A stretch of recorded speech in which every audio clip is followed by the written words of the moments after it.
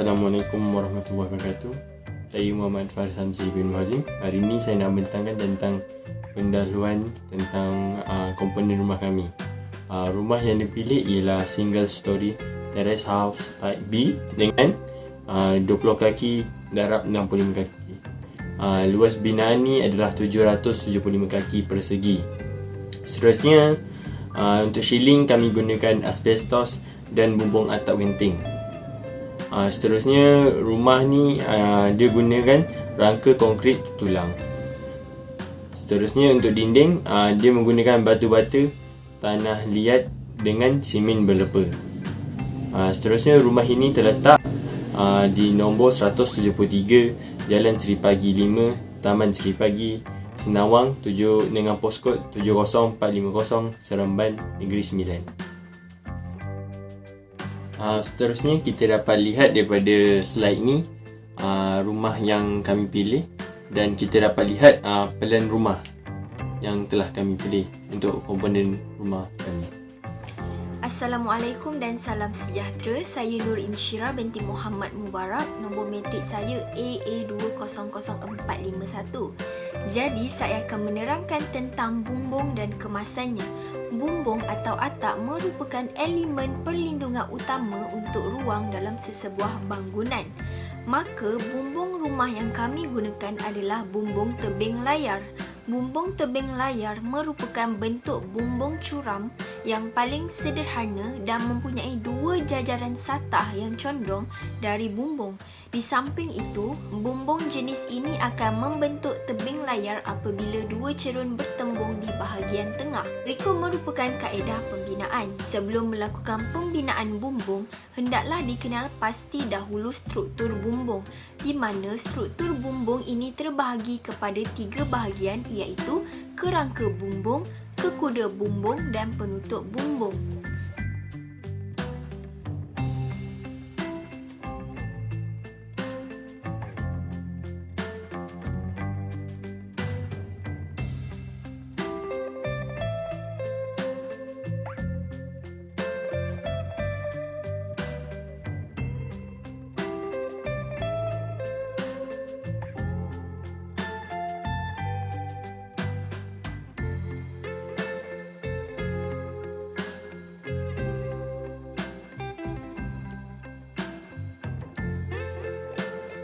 Seterusnya, dinding dan kemasannya. Dinding merupakan salah satu komponen superstruktur yang pejal yang dibina daripada bahan-bahan tertentu, di mana dinding berfungsi melindungi sesuatu kawasan dari sebarang bencana yang dihadapi.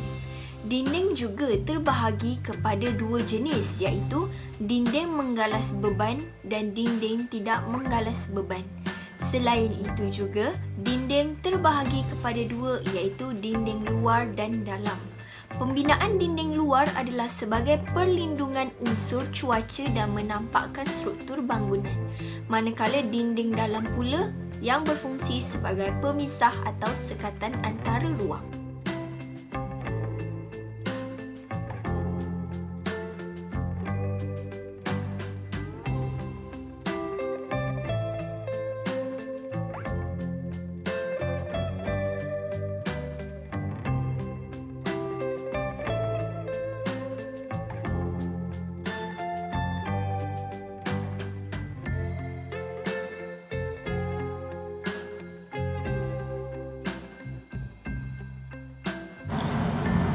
Hai, Assalamualaikum. Saya Muhammad Afifah Osman Famizam, nombor matriks AA201107, dan saya akan terangkan dan membentangkan tentang pintu dan tingkap.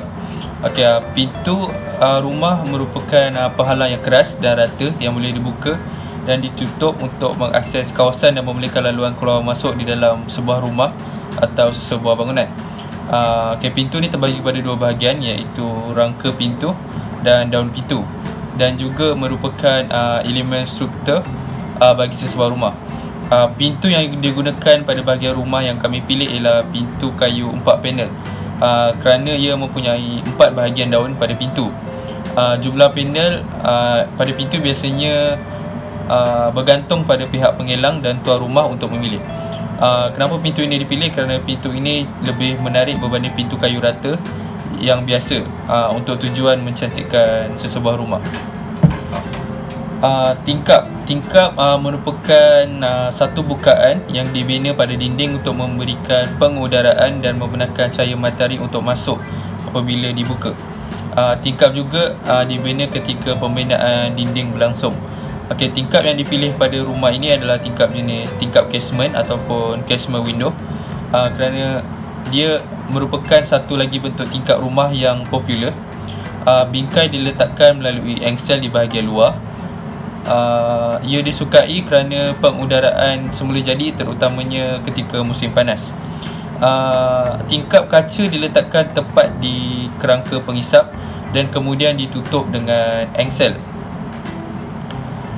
Dan dengan dampul atau sebatian kaca untuk memastikan keselamatan mereka. Paling baik tingkap ini diletakkan adalah di ruang tamu, bilik tidur dan dapur. Tingkap ini juga tidak menggunakan ruang yang banyak. Kemudian saya akan teruskan dengan cara pembinaan atau pemasangan tingkap casement. Bahan dan peralatannya seperti dalam slide adalah yang pertama pita pengukur, pensel, cordless, skru dan water ruler ataupun penimbang air. Kemudian cara pembinaan atau pemasangan tingkap casement. Yang pertama, kita perlulah memeriksa tingkap dan pastikan tingkap dalam keadaan baik. Buat ukuran pada sudut tingkap untuk pastikan sudut tingkap itu tegak. Jika tidak, guna tingkap yang lain.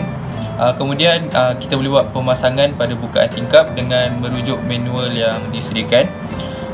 Kemudian ukur tinggi dan lebar tingkap pada tempatnya.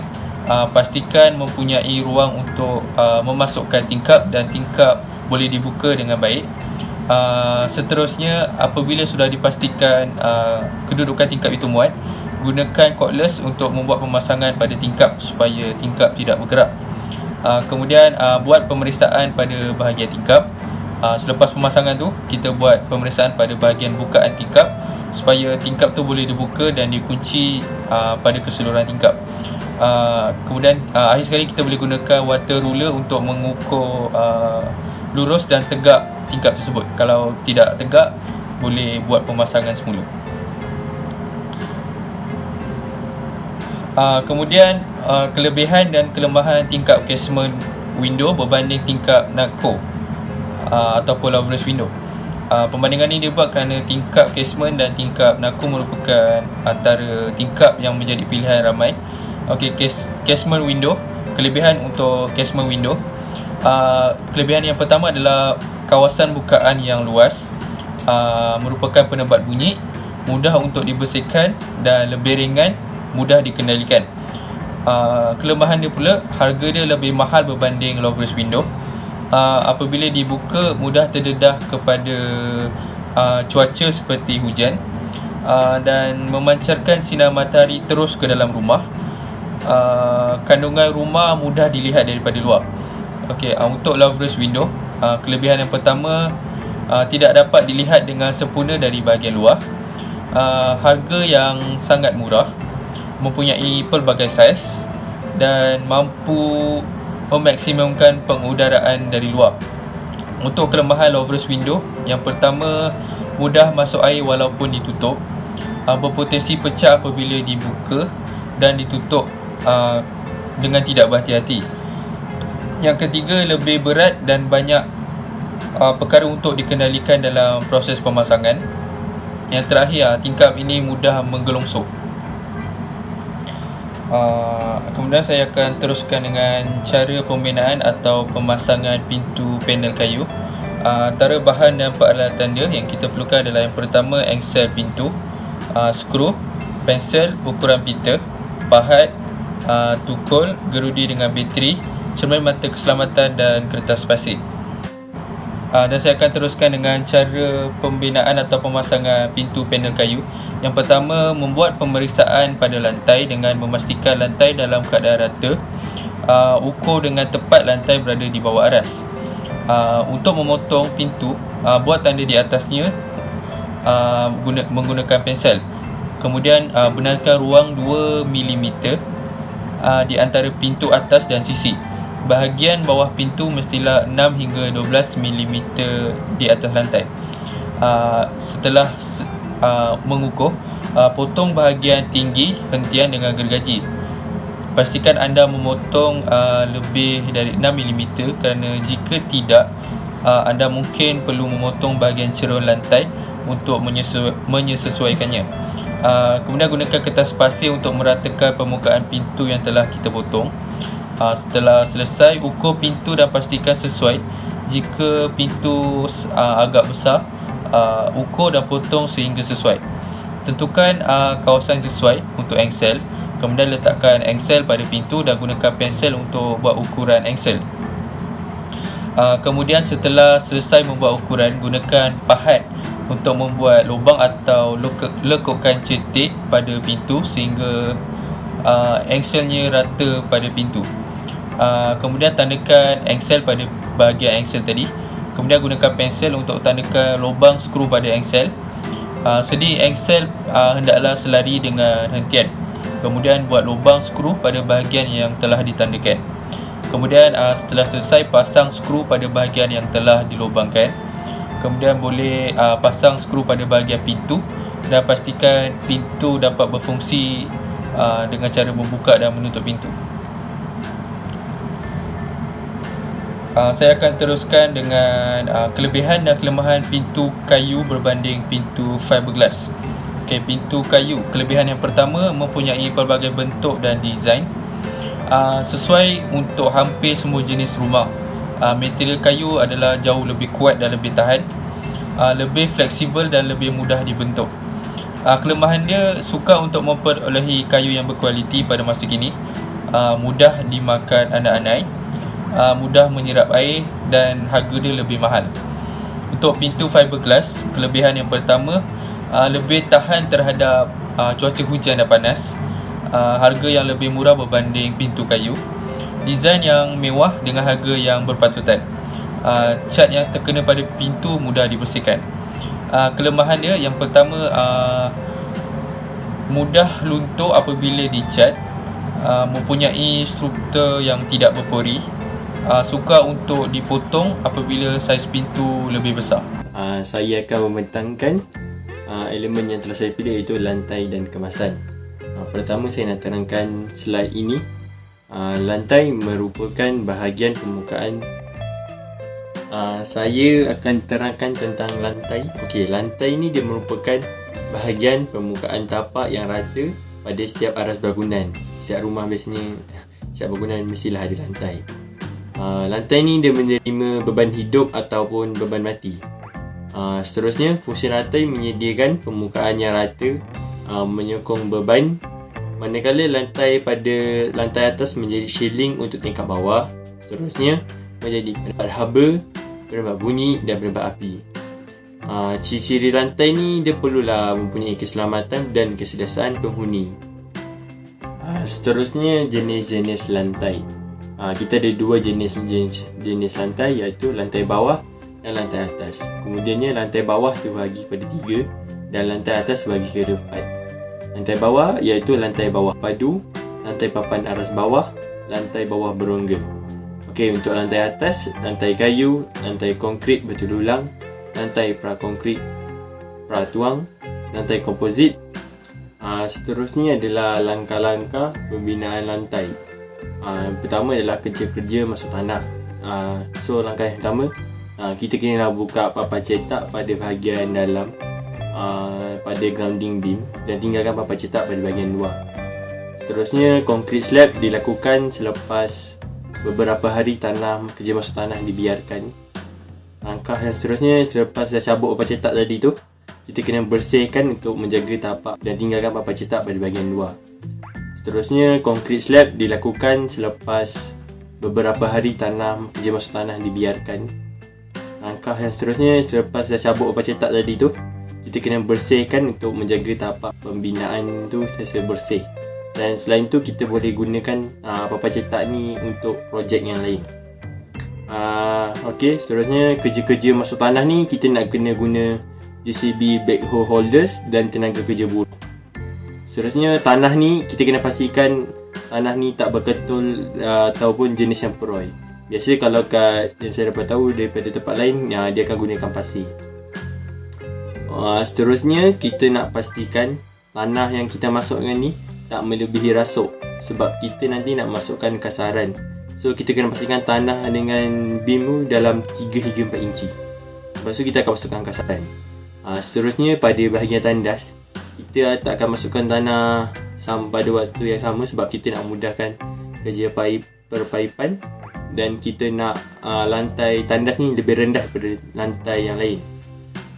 Akhir sekali, tanah ni kita perlulah siram untuk dia jadi mampat. Kalau kita tak siram pun, kita boleh biarkan selama seminggu, dan pastikan dia dapat daripada air hujan selain daripada kita siram. Okey, seterusnya kerja mampatan dan masukkan kasaran. Pertama, kita perlu mampatkan tanah menggunakan mesin mampatan.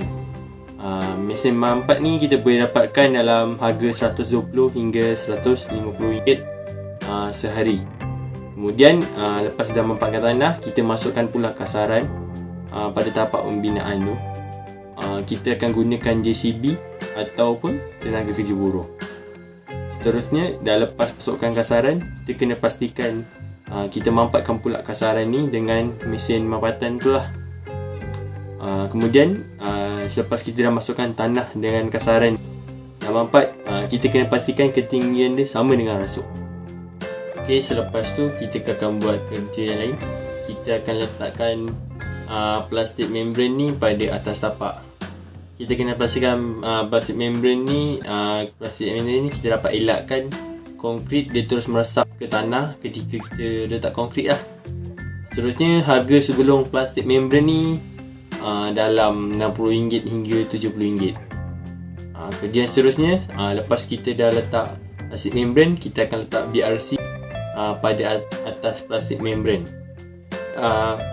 BRC ni kita akan ikat pada rasuk menggunakan tukul lah.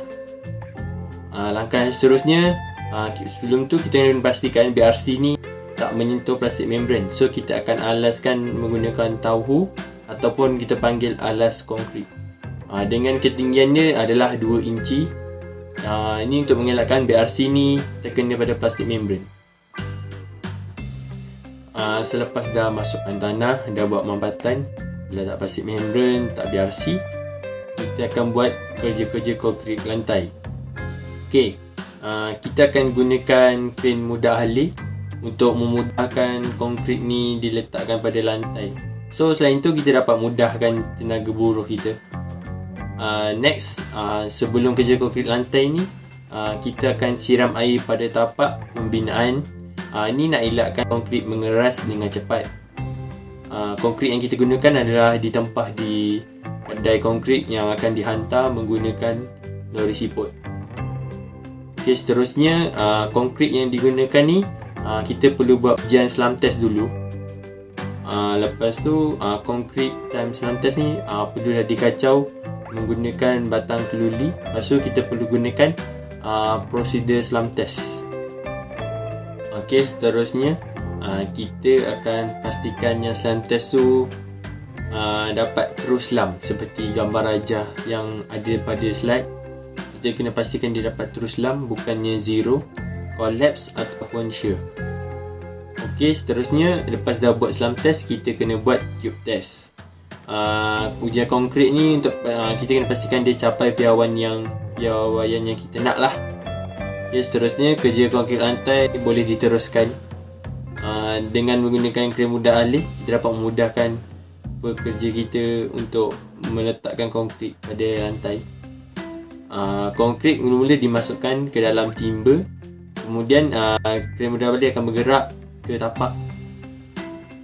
Gunanya time nak lepaskan konkrit tu, kita akan buka pintu kolong ni untuk mengeluarkan konkrit. Okey, lepas dah letak konkrit pada lantai, kita kena pastikan konkrit ni rata lah. Kita boleh gunakan cangkul ataupun paparan perata seperti dalam rajah. Seterusnya, time kita letak konkrit ni tengah ratakan, kita kena gunakan internal vibrator untuk memadamkan konkrit. Ini untuk memastikan konkrit dalam keadaan yang padat. Next, lepas tu kita pastikan konkrit ni diletakkan pada semua bahagian lantai tapak lah. Seterusnya konkrit kita perlu siram sedikit air untuk mengelakkan konkrit lantai ni mengering secara mengejut. Okey, seterusnya kita akan beralih pada bahan dan alatan untuk mesin untuk tadi. Pertama adalah kita akan guna JCB backhoe holder. Seterusnya BRC, kren mudah alih, mesin mapatan, plastik membran, selam test, kasaran, tukul, batang kenduli.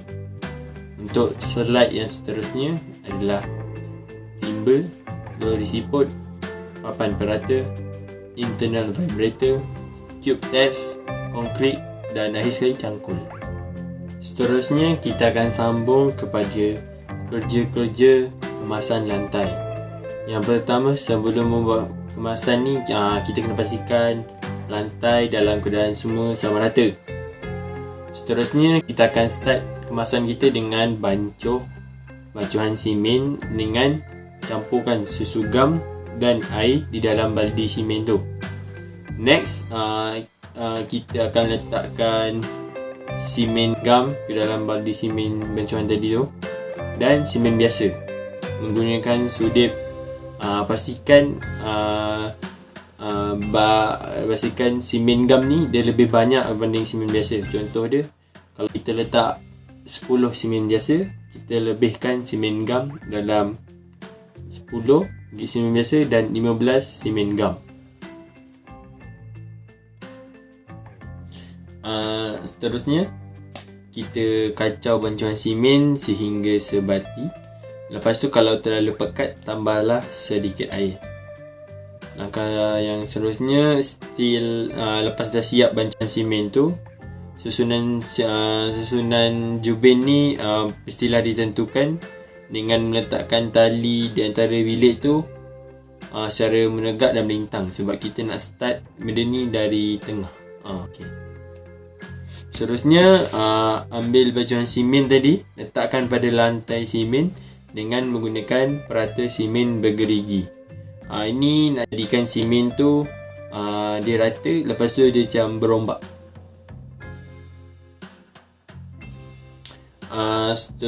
Seterusnya, letakkan jubin di atas simen yang berombak yang kita dah buat tadi. Ketuk jubin dengan tukul untuk meratakan jubin. Untuk kita pastikan semua bahagian jubin bagilah bawah kena simen. Seterusnya, letak penimbang air atas jubin untuk pastikan keseimbangan kecerunan jubin.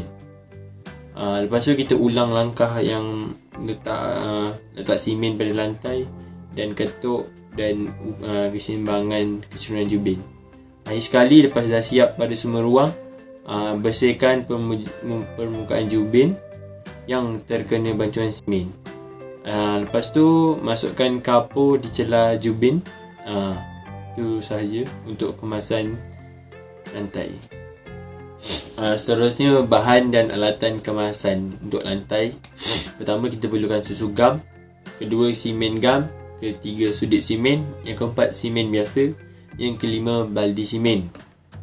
Yang keenam, penimbang air. Yang ketujuh, sudip bergerigi simen. Kemudian kapur putih lantai, jubin dan akhir sekali tukul. Okey, seterusnya kita akan bincangkan kelebihan lantai bawah padu berbanding lantai bawah berongga. Kedua-duanya lantai bawah. Okey, lantai bawah padu dia mempunyai ketahanan lantai yang kuat. Seterusnya, mempunyai kemasan yang cantik dan banyak pilihan. Seterusnya, menjadi penyokong tiang yang baik. Dan yang keempat, tidak mengalami gangguan anai-anai kerana penggunaan konkrit. Seterusnya, lantai bawah berongga. Lantai bawah berongga mempunyai pengudaraan semula jadi. Seterusnya, mempunyai reka bentuk sendiri yang menarik kerana mempunyai ruang di bawah. Kita dapat hias lantai tersebut. Seterusnya, pendawaian digunakan di bawah lantai. Ini biasanya digunakan di makmal ataupun di tempat-tempat yang menggunakan wayar seperti tempat komputer. Okey, yang seterusnya adalah kelemahan lantai bawah padu berbanding lantai bawah berongga. Kedudukannya masih lantai bawah. Okey, lantai bawah padu dia memerlukan tenaga kerja yang ramai. Kena ada yang mahir dalam menggunakan vibrator. Lepas tu kena ada yang guna crane. Okey, seterusnya kos yang tinggi untuk tapak pembinaan. Kalau kita dapat lihat banyak bahan-bahan binaan dan crane yang ataupun mesin yang kita akan tempah ataupun sewa pada kedai-kedai. Seterusnya kelemahan lantai bawah berongga. Dia mempunyai kekuatan yang kurang berbanding lantai bawah padu.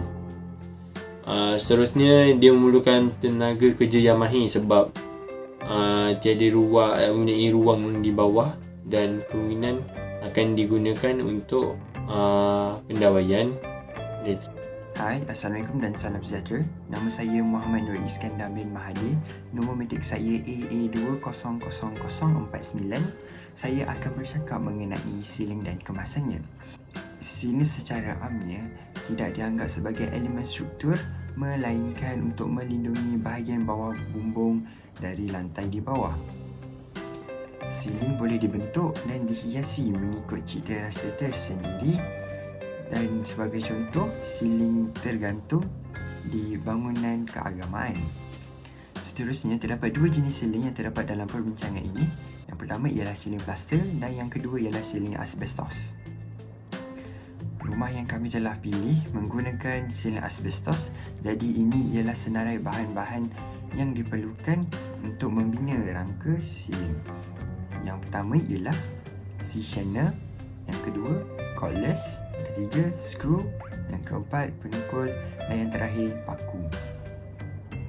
Langkah-langkah pemasangan rangka siling termasuklah yang pertama, pakukan C-channel kepada bahagian atas dinding dan bahagian tepi. Kedua ialah paku bahagian hujung C-channel dengan jarak yang diperlukan dan ulang sehingga memenuhi ruang bilik. Dan yang terakhir ialah pasangkan C-channel secara bersilang dengan C-channel yang asal yang kita telah pasang tadi, menggunakan skru pada tempatnya dengan menggunakan alat cordless. Dan yang terakhir, kita ulang semula ruang sehingga C-channel dipenuhi dalam sesebuah bilik tersebut. Seterusnya pula kita pergi kepada pemasangan siling asbestos. Ini ialah senarai bahan yang kita perlukan. Yang pertama ialah kepingan siling asbestos, yang kedua ialah penukul dan yang terakhir ialah paku. Ini ialah langkah-langkah untuk pemasangan siling asbestos. Yang pertama, gunakan bantuan kayu penanda jika anda membuat berseorangan dan selitkan siling asbestos di antara rangka siling dan kayu penanda tersebut. Yang kedua ialah paku siling asbestos tersebut pada bahagian rangka untuk mengekalkan kedudukan siling asbestos tersebut. Dan yang terakhir ialah ulang semula proses ini sehingga ruang bilik anda dipenuhi dengan kepingan siling asbestos yang ditutup sepenuhnya. Kemasan dinding yang digunakan ialah cat. Cat yang digunakan ialah cat berwarna putih. Hal ini kerana cat berwarna putih mampu memberi pantulan cahaya yang baik dan secara tidak langsung memberi pencahayaan yang baik ke dalam sesebuah ruang bilik tersebut. Dan yang terakhir, ini ialah perbandingan antara siling asbestos dan siling plaster. Kita boleh lihat siling plaster mudah untuk menyembunyikan wayar elektrik. Yang kedua, proses menukar mentol lampu jadi lebih mudah kerana bahagian siling yang lebih rendah. Dan yang terakhir, penebat bunyi. Manakala siling asbestos pula, siling asbestos mempunyai ketahanan yang tinggi. Yang kedua ialah ianya kos rendah dan mampu milik. Yang ketiga ialah tinggi rintangan terhadap api. Tiang dan kemasan. Tiang bertujuan untuk menanggung beban rasuk ataupun beban lantai. Seterusnya, reka bentuknya mesti menjamin keselamatan dan keselesaan penghuni bangunan tersebut. Dan yang terakhir, kedudukan tiang mestilah sesuai untuk menanggung beban struktur di atasnya. Ini ialah senarai bahan-bahan dan peralatan yang diperlukan untuk membina tiang konkrit. Yang pertama ialah besi tertulang, yang kedua formwork, yang ketiga bancuan simen, yang keempat mixer, yang kelima baldi dan yang terakhir penukul. Kaedah pembinaan tiang adalah seperti berikut. Yang pertama, besi tertulang kita dipasang secara menegak. Yang kedua pula, kita membentuk kotak bentuk ataupun formwork. Yang ketiga, kita membancuh simen. Yang keempat, kita masukkan bancuhan simen yang telah dibuat tadi menggunakan baldi ke dalam kotak bentuk ataupun formwork. Dan yang terakhir, formwork tersebut diketuk dengan menggunakan penukul bagi memampatkan lagi bancuhan simen tadi. Dan kita mestilah tunggu sehingga konkrit tersebut mengeras dan membentuk tiang. Kemasan tiang yang digunakan ialah cat. Hal ini kerana cat boleh mengubah warna tiang mengikut cita rasa sendiri dan menjadi pelindung kepada permukaan tiang bangunan tersebut. Ini ialah perbandingan di antara tiang kayu dan juga tiang konkrit. Bagi tiang kayu ia murah, yang kedua ringan dan yang terakhir mudah terbakar.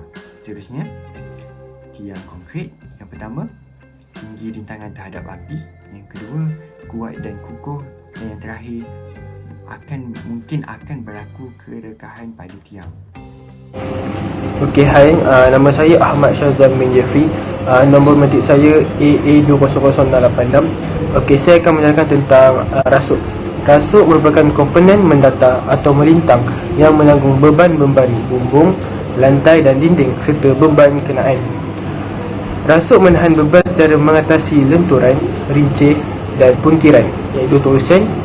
Kadang-kadang rasuk bertindak sebagai pengikat, dan rasuk merupakan komponen yang paling utama dalam satu binaan. Okey, bahan-bahan dan alatan untuk membina rasuk. Yang pertama adalah besi tulang, kedua adalah formwork, ketiga bancuhan simen atau konkrit, yang keempat adalah maisa, kelima ialah mesin pengentar, dan akhir sekali adalah kayu.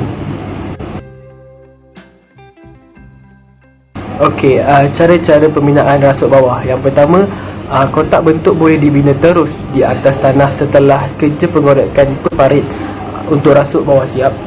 Yang kedua, setelah kesemua papan dinding rasuk dipasangkan, kayu yang panjang saiznya 1/2 hendaklah dipakukan di bawah di sisi papan dinding rasuk untuk mengikat atau mengunci papan dinding rasuk supaya tidak pecah apabila dikonkrit dituangkan ke dalam kotak bentuk rasuk. Yang seterusnya, bancuh konkrit menggunakan maisa. Setelah itu, masukkan asur konkrit ke dalam kotak bentuk yang telah diapit dengan kayu yang panjang saiznya 1/2 meter. Gunakan mesin pengentar untuk membuat konkrit, dan akhir sekali memasukkan tulang ke dalam konkrit. Okey, seterusnya adalah cara-cara pembinaan rasuk bumbung. Yang pertama, sebelum kerja pemasangan kotak bentuk rasuk dijalankan, tukang kayu akan memotong papan lapis untuk pembinaan penampak dan dinding rasuk yang telah siap dibuat. Kemudian barulah kerja pemasangan kotak bentuk dilakukan. Seterusnya, penampak, iaitu taripan yang hendaklah diletakkan di atas kepala tiang atau kayu tupang hendaklah dipasangkan di bawah penampak sebagai penyokong dan penyangga penampak. Jarak pemasangan kayu tupang adalah lebih kurang 0.3 meter di antara satu sama lain. Seterusnya, setelah penampak dipasang pada semua tiang, benang hendaklah ditarik dari penjuru tiang bangunan ke penjuru tiang bangunan ini untuk memastikan penampak telah dipasangkan tidak rata dan lurus. Kayu tupang akan diketuk untuk menaikkan atau menurunkan penampak supaya dalam keadaan rata dan lurus mengikut benang. Kemudian barulah kedua-dua papan dinding rasuk akan dipasang di sebelah penampak. Setelah kesemua papan dinding rasuk dipasangkan, kayu panjangnya saiz 1/2 meter hendaklah dipakukan di bawah sisi papan dinding rasuk untuk mengapit atau mengunci papan dinding rasuk supaya ia tidak pecah apabila konkrit dituangkan ke dalam kotak bentuk rasuk. Bagi menguatkan lagi kotak bentuk rasuk, kayu jermang hendaklah dipasangkan 45 darjah ufuk pada sisi luar kotak bentuk rasuk. Kemudian kayu-kayu penampak dipakukan di setiap kayu tupang bagi mengelakkan ia bergerak atau berganjak. Okey, penutup. Kesimpulannya bahawa proses pembinaan perlulah dirancang dengan sebaik mungkin supaya aktiviti-aktiviti dapat berjalan dengan lancar tanpa masalah. Proses yang baik menggunakan alatan dengan rapi dan teratur akan mencapai matlamat yang dikehendaki. iaitu pekerja-pekerja yang mengambil bahagian harus bekerjasama dan bersungguh-sungguh untuk mencapai objektif dan matlamat projek. Alatan-alatan dan teknologi yang terkini dapat membantu memcepatkan proses pembinaan dan minimumkan kos operasi dalam proses pembinaan. Kaedah-kaedah yang perlu diteliti dan dirancang untuk mencapai sasaran projek. Selepas itu, keselamatan penggunaan dititikberatkan dan pekerja-pekerja yang terlibat perlu mematuhi peraturan. Kemasan merupakan perkara akhir dalam pembinaan. Ia menentukan keindahan sebuah bangunan. Oleh itu, kerajaan juga berperanan untuk menjayakan lagi proses pembinaan dengan menyediakan tunjuk ajar, kemahiran dan teknologi supaya proses pembinaan seiring dengan pembangunan negara. Sekian, terima kasih.